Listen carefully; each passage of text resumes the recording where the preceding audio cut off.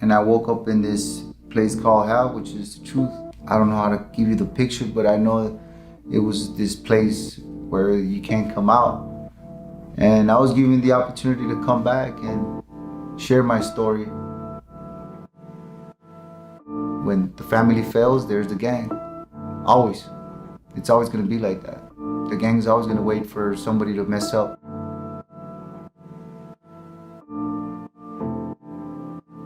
I never liked doing the drive-by stuff. I don't like drive-bys. I'd rather go knock on your door on the bright daylight. That was when I was like 14 years old. Mac 11s. First time I owned a gun, I was 13 years old. That was awesome because I was the only one 13-year-old with a gun in my hand. That was my best toy. That was my pelota right there. That was a football. That was a basketball to me. That was my only toy. That's where you get the power. That cohete makes people want to bow down, makes people do what you tell them to do. Makes people know that you're not playing around. Simon. I remember one night, it was me and my brother, and we just left the strip club. This truck just pulled up. Like 8 guys just jumped off the car. And they said, "What's up, where you from?" Boom, boom, boom. Chingazos, we started getting down, ta, ta, ta, ta, ta. Then the next thing I remember is that I was on the floor and somebody picked me up and threw me in my car. Then I went home to go get a strap. But when I get to my house and I park right in front of my house, there's this truck. I went up to it in my ride and I said, "What's up, where you from?" And I see this shotgun just pull out the window and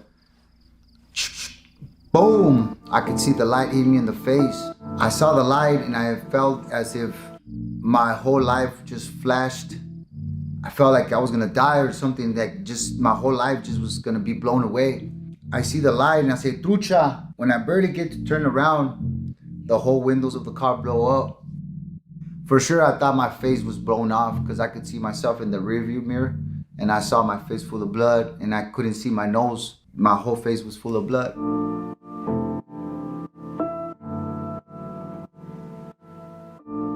I was just a little kid. I had my parents, but I remember when I got home and there was nobody there, I knew I didn't have my parents no more. I knew that it was gonna be on my own. When I got there, I started knocking on the door and nobody would answer. And I was like, okay, so I went around the window and I get to see in the window and there's nothing. And I'm 12 years old, empty.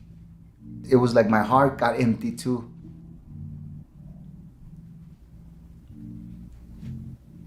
My family wasn't there.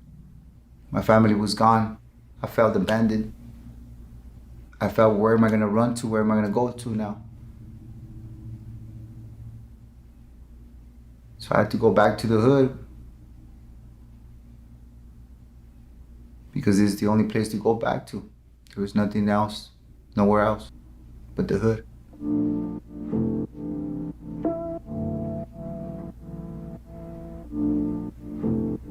And that's where my homie Bean and the homies from the Kennedys, my homies took care of me, fed me, clothed me. But it was one of the worst feelings knowing that my family wasn't there. The abandonment. It was one of the worst feelings ever for a kid.